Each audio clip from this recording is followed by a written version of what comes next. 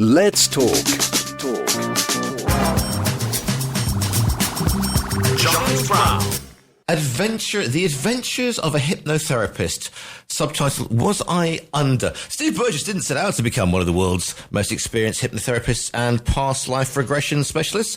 Little did he know that when he fell into the profession by accident, it would be the start of a strange odyssey that would change his life beyond recognition. It is the subject of a fascinating book. It's called Was I Under? And it's by Steve Burgess. Delighted to say that Steve joins me live in the studio now. Steve, good morning to you. Morning, Giles. Thanks for having me on. Oh, pleasure's all mine. You sort of fell into this. This is an interesting one. I mean, because you kind of think with people in your profession, and you're talking to a layman here, so forgive me, but you kind of have an inkling from an early age that you have this ability. So explain a little bit about. So let's get away from all the sort of watches on string, shall we, and all that sort of stuff. Can we? Watches. Yeah, that's the one. Yeah, because that's we kind of have this and those of a certain age look around the eyes, into the eyes and all that sort of stuff. So, exactly. Yeah, exactly. Give me the 101 then, Steve, about what exactly your take on what you do is. Okay, well, hypnosis is basically a very natural process. We all go into trance at least 24 times a day. When we daydream, when we drive an automatic pilot, when we drift in and out of sleep. So what most people think hypnosis is a form of sleep or being under anesthetic or in a coma or something like that, which is very far from the truth. When we go into hypnosis, we're very aware of what's going on. We can hear everything. We know where we are. We're still thinking. But what the hypnotic state does, it allows us to go into the deeper mind, the subconscious part of the mind, which is the 99.9% of the mind that we don't usually use on a day-to-day basis. And so when we're working with the engine room of the mind, we can help people with all manner of issues. There's such a wide range of issues. Most people know hypnotherapy can help with stopping smoking, losing weight, etc. But we can help people with phobias, with depression, with anxieties, with physical illness, with lack of confidence, with sexual issues, with relationship issues, etc., etc. So that's basically what hypnosis is. It's a totally natural state. It just allows us to tap into the deeper part of the mind and work with it. So it's in the blurb that I just read. You kind of fell into this. So explain your own personal bit then about how you fall into this sort of thing. Yeah, I would like to say that I was, this was my passion since I was 15, etc. No, what happened? I was a director of a publishing company and it went bust and took my money with it. And my dad had been playing with hypnosis for a number of years because he went to see a hypnotherapist to stop smoking. Now, my dad's a scientist by profession, and he tried everything to stop smoking. Nothing had worked. And one day somebody rather chortlingly said to him, "Why don't you go and see a hypnotherapist?" Well, he said, "I'll give it a bash." He went to see this chap. He laid him down in a comfortable chair. He talked to him softly and gently about relaxing, did some hypnotic work, and my dad didn't want cigarettes anymore. Now, that didn't make sense. His scientific brain was saying, this doesn't make sense. So he started to read up about hypnosis, got fascinated with it, went and trained to be a hypnotherapist, started practicing just as a hobby, really, working with family and friends. So when the publishing company went bust, he said, "Why don't you look at it?" And I thought, okay, well, it's maybe better than working for a living. So I went and got trained. And I was very lucky because in all professions, there are natural people who are natural musicians, people who are natural sports people who are natural doctors. I'm a natural therapist. So it was almost like coming home to something. And ever since then, I'm in 33 years now, and I've done over 15,000 therapy sessions. So, it's really stayed with me as a career, as a passion, and almost like a mission as well, because most of the work I do is regression based. To take people back into the emotional root causes of issues. That is often going back into previous lives. And so I'm sort of internationally known for the past life work that I've done. And, which is it's obviously fascinating. You can take people back into a past life where they were, they were killed in a previous life, and it lets go of the depression or the anxiety that they've got in their life now. So with the past life thing, I mean, when you, and I'm phrasing this carefully, Steve, so bear with me on this one. With this one, if you've got somebody who's got a religious belief and they come to you and then you say, yeah, but I've regressed you to a past life, unless you are believing in reincarnation, surely that's going to throw some huge spiritual questions up to that. I mean, they may feel better on this thing. They may understand why they're afraid of flying, for example. But then again, it might completely sort of reset their values on a spiritual journey. Maybe so. And, maybe they've gone down the wrong track in terms of their spiritual journey, because past lives are extremely real. This is not some sort of weird new age belief system. This is factual. Reincarnation is a fact. When you really do the research and look at it and look at all the evidence from around the world, it just makes so much sense. And it's almost indisputable. So if somebody comes, now the thing is their subconscious will take them into the past life. I don't make them go there. So if somebody comes to me and says, I've got, as you say, a phobia of flying, I don't say, well, the cause of your problem is a past lifetime, because I don't know.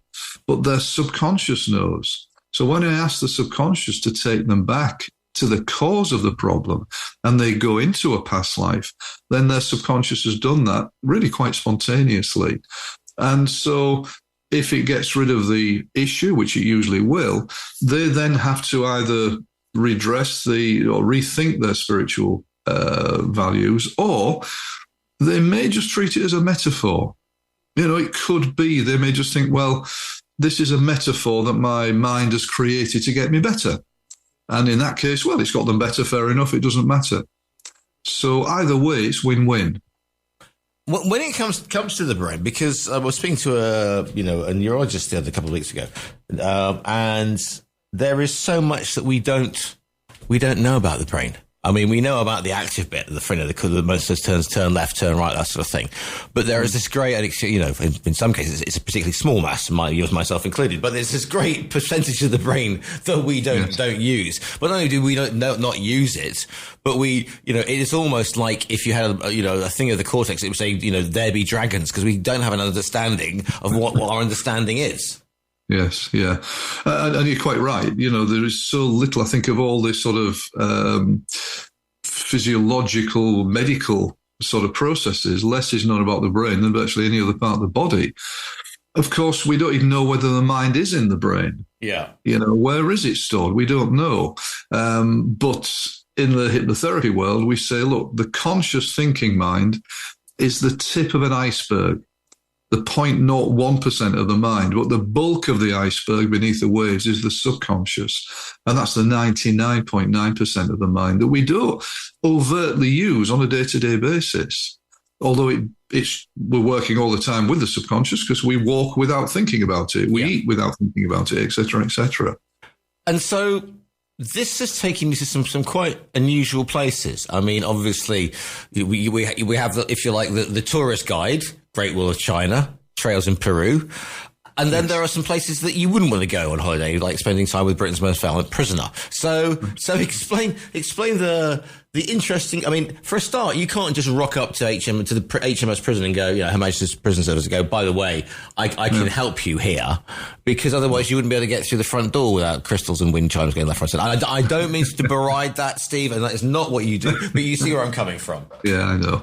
I was actually employed when I set my therapy practice up 33 years ago. I actually was employed to teach meditation and stress management to prisoners in Hull Prison, and I was doing that, very nicely. But then they asked me to go into a particular high category wing one day to work with some of the Cat A prisoners, the murderers who were there, to just help them, teach them meditation, get them some stress management stuff. And it was there that I met Charles Bronson. And that must have been interesting. Well, I mean, you don't mess around with Charlie. I mean, he's an unusual character. He's probably one of the most unusual people I've ever met. One of the most fascinating people I've ever met. I mean, he's built like a I mean, he does 3,000 press-ups a day, something like that. I mean, he's. And he has seen the real hard stuff in the prison system. They've tried to do his head in. He spent over half his life in prison. And he's become known as Britain's most violent prisoner. Yeah. actually, in all honesty, it's wrong to keep him in prison now because he's served his time. He's never killed anybody. He's been a bad boy, but he's in his late 60s now. We found in Hull prison that there was a little boy in him who was so talented artistically that he's never looked back. We opened up an artistic side to Charlie, and Charlie and myself started to write a radio play together. And I give some of this in the book, some of the examples of his extraordinary mind. But we got on very well. It was very strange. We just clicked. And I think he's an amazing character. I mean, he doesn't deserve to be in prison. Simple as that now. But you don't mess around with Charlie. If he doesn't like you, he won't even speak to you. But here's the thing: you just said something you released something in him, right? There's a little boy who is, and I've caught interviews with him, and I've caught, for example, the actor Tom Brady was worked with, exactly. Tom Brady, Tom Hardy, I can't remember. Anyway, that one, the one. And it's unlocking. And presumably there is the potential between all of us. It just needs something unlocking. So when we're unlocking stuff, we're not talking, you can unlock that past life, that regression, the whole thing, or you can, it's not to be seen as dealing something with a problem. Then this is dealing with something that can unlock its potential as well, Steve. Oh, absolutely. And I mean, just looking at it from another perspective, a psychologist some years ago, she interviewed hundreds of young offenders, of young prisoners. And she said that 85% of them come from broken homes and abusive backgrounds. And what that means is they need therapy. Yeah. There's a little boy in them or a little girl who is severely wounded, and that inner child is responding to his pain or her pain all day long. So, of course, we know there are social factors involved, but these people need therapy as much as anything else. And they're crying out for it, but the prison system doesn't give it to them. It's light years away from doing anything like that. And we all have this inner part of us, which is amazing potential. And about the Inca Trail and the Great Wall of China. I mean, apart from being fascinating places to visit, what was the relationship with your day job, Steve, that led you there? Well, I was actually doing a charity walk for the Children's Society, right, along the Great Wall of China, along in Inca Trail in Peru, and we found that there were a lot of people struggling physically in both of those cases. I mean, for example, the Peru trek, we were going to be walking hundreds of feet up in the Andes, down tiny little paths, looking down sheer drops into the valleys below. Yeah, that's me done. I'd be done. I'd need you, Steve, at that point, I'll tell you. Right. Well, there were a number of people who had height phobias. Yeah. So they actually did a session with a group session. And I think 80% of the people, they cleared the height phobias in just one session. So it was just amazing. Afterwards, they were coming up to me and said, "We can't believe, I was standing there at the top of this mountain looking down this sheer drop into the valley below, and I just had no fear." What about, I mean, what's your, and there's also, you talk about that no fear. There in the book, there are surgeries or treatments you've done without anesthetic. I mean, is that not a little bit, are we not, because again, there are a lot of people out there who you can describe as charlatans, Steve, who haven't done the work that you have, obviously, because you don't, like I said before. And the worst thing you could possibly do is somebody say, "Well, I've done a 3-week course in hypnotherapy. I was going to say on by mail, but now it'll be online, and now I can create my own cancer, or now I'm going to operate." I mean, and what sort of leap of faith is it? I mean, surely there's a without being flippant, there must be a British medical thing about doing stuff to your body without anaesthetics, surely, Steve, or is that a choice of the patient? Well, this was the choice made by the surgeon. Right. It was a lady who had been given 6 months to live with a severe liver disease. Right. One of only 12 people in the UK with this particular liver disease. Nobody survives it, and hers was the most aggressive. And she came to me with 6 months to live. We started to do work on the emotional causes of the disease, the liver disease. These tumours were growing on the liver. We stopped the growth of the tumours as a result of this. There were 2 past lives which were causing the growth of the tumours, both of which had been stabbed in a past life in the liver area. Right. In one past life, she was a Native American woman who was stabbed in the back in a raiding party and killed. The second past life, she was a young Polish teenager in the Second World War who was bayoneted to death by Nazis, then thrown into a river. And that released, and the other work we did, released the energy, because all illness, all physical illness has emotional causes. And so we released the energy of that so the liver could start to get better. And her surgeon then said, you are so much stronger now than you were when you first went to see this hypnotherapist, Steve Burgess. I think we should do the surgery again, which he tried to do twice before, and it had been a disaster because she had to drink a dye down, which made her retch and vomit all the way through the surgery. The first time he did the surgery, it damaged the liver itself. The second time, it damaged the gallbladder. She had a gallbladder removed as a result. So when I said, I think we can do this in hypnosis, he said, yes, let's do it. So we did the whole operation in hypnosis, no anesthesia. I was there throughout the whole of the operation with her in the operating theatre, took her into trance, guided her, anesthetized her body so she couldn't feel anything, disassociated her. The whole operation was an enormous success. At the end of the operation, the surgeon said, I've never seen anything like this in my career. We need to talk about this. It was like operating on a dead body. He said there were no defensive reflexes. That lady is now 29 years past her die-by date. So, this stuff works. And, hypnosurgery has been used in other occasions. There was a Spanish surgeon, Dr. Escudero, who did all of his surgeries, over 10,000 of them, without any anesthetic. Well, I mean, and I'm not being flippant, but you read about there are these, the human, again, we don't know that much about the human body. I mean, really, think about it. You think about these people being chased by lions and they leap over, 15-foot walls, or, people who get, adrenaline kicks in and it gives you this tremendous boost. So in a non-violent way, you can argue that this is what you're doing, Steve, can put that body in the trance-like state. And we seem to think of trance as people sort of lying on the floor or, going back to Native American Indians or whatever. And yet there is more. I mean, I just like the same thing you say about trance, because how many times amongst us have we driven home and then gone, what corner am I on? And you're just doing it because you're doing it because your brain's gone off on one. That's right. And that's trance. So that's how simple trance is and how natural trance is. So as hypnotherapists, we're always emphasizing the naturalness of this. Forget the Hollywood stuff. You're not going to be laid in a coma. You're not going to be floating around the room. You know what's going on. Been there, done that. Exactly. Yeah. Exactly. What about this? Talking about lying in a coma. It's a bit macabre, lying in your own grave. What's this about, Steve? Yeah, well, that was for a number of years I was a practicing Buddhist, and then my spiritual path took me into Native American shamanism. And we did a ceremony as part of our shamanic training to, as it was called, make an ally of death. And as we did that, we had to dig our own grave 6 feet under.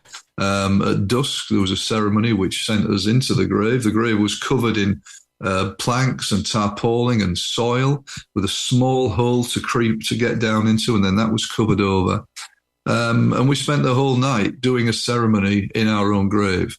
It was actually, funnily enough, it was really calming because it was like being held in Mother Earth. And once you got used to sitting there in pitch black, doing a ceremony, it was just very, very, very calming. So it was weird, but it was a part of just letting go of the fear of dying. Whereabouts in the UK are you from, Steve? Tell me just I'm from East Yorkshire. I'm from Hull was my original city. I'm just thinking of the path, how weird the human experience is. It takes us from being a publishing business goes bust in Hull. You grow up in Hull, and then your journey takes you to doing North American Indian shamanic practices by burying a hole 6 feet under the ground. I mean, this is the great thing of life, isn't it? Basically, Steve. It is. It is. And I'm now, I divide my time now between the UK and Florida. So I'm trying to get a TV pilot scene in the US, right? Which I made about past life regression last year. I created a show in which I regress people and then we film the regressions. So I'm trying to get a TV company who are interested in that. So I'm spending quite a bit of time in Florida as well nowadays, because I've also fallen in love with a beautiful lady from Florida. Right. And I never saw that coming either. Exactly. So why the book? I mean, why the book and the title? I mean, the title was interesting. People come back and go, what happened? Yeah. Well, it's my third book. The first two books were about past life regression. Yeah. This one features a lot of past life regression, but I wanted to show a much wider aspect of the work that I do, including some of the funny things, some of the weird things, alien abduction regressions, where I've regressed people who have had alien contacts, spirit release therapy, all sorts of things. So the more kooky, the more weirdo stuff. Actually, for me, it's basic stuff I do every day of the week. I mean, I just don't bat an eyelid at this. Yeah, alien abduction, past life regression. Can you get that chariot out of here? No, what's that bright shining light? Don't you dare put that probe anywhere near me. No, sorry, Steve, go on, off you go. Sorry. But yeah. Well, no, but so the Adventures of Hypnotherapist, it sounded a bit dramatic. And my dad came up with the punchline or the subline, was I under? Because everybody uses this bloody word under with regard to hypnosis. And the number of times I've had a client at the end of a session say, I don't know, I was under. I thought I could hear you. I could open my eyes, because they expect you to be in a coma, you see. Yeah. And it's a bit like a red rag to a bull when you use the word under with hypnosis. You don't go under hypnosis. Hypnosis is a sort of a form of relaxation. You don't go under relaxation. You go into relaxation. So you go into trance, you go into hypnosis. So, and the number of times I would say to my clients, you don't go under anything. At the end of the session, say, I don't think I was under. And I'd grit my teeth and thought, it's not under. So was I under is the strap line. Yes. What are you hoping that people will discover and learn from the Adventures of a Hypnotherapist? Well, in a way, a little bit. I mean, I want to entertain and inform at the same time, and I want to shock people, and I want to be funny as well. So I think it's got all that in it. I want it to be a little bit of a manifesto for the power of the mind, the power of hypnotherapy, and also allow people to look more seriously at regression as a credible therapeutic discipline, which in my view it really should be. And that's regression into this life. We do a lot of regression into this lifetime, into childhood, into past lives. And I also regress into ancestors' lives as well. So what I'm doing, I'm hoping it's a little bit of an eye-opener for people. And because I've got so much experience, I like to think I've got a lot of credibility in what I do. So instead of me being some sort of weirdo, new agey, hippie, as you say, with the chimes and all that sort of stuff, I'm a very experienced hypnotherapist. And therefore, what I'm saying is this stuff works. And in my opinion, it needs to be looked at really with a very, very through the eyes of credibility. The book is called The Adventures of a Hypnotherapist. Subtitle, Was I Under? Sorry. It's by Steve Burgess. Listeners, you can go onto the TRE website. You'll see the picture of a very handsome front page cover, if I must say so, Steve. Picture of Steve. And you click on that, and the book will be winging its way to you. Do you do the social media thing, Steve? Where can people find you online? Yeah, well, my website is steveburgesshypnosis.com. I have a YouTube channel, Hypno for All, HYPNO, the number 4 ALL. There are 26 free hypnotherapy recordings on there to help people with all types of issues, anxieties, irritable bowel syndrome, all sorts of things, weight loss. And it's my way of giving back to the world. It's my way of saying I've had a wonderful career. I've been so lucky. People go on my YouTube channel and listen to some of the recordings. There's a lot of interviews on there as well, so people get a deeper sense of what I do. And Facebook is The Power of Past Life Regression. The Power of Past Life Regression. The book is called The Adventures of a Hypnotherapist. It's by Steve Burgess. Steve, it's been absolutely fascinating to speak to you today. My pleasure.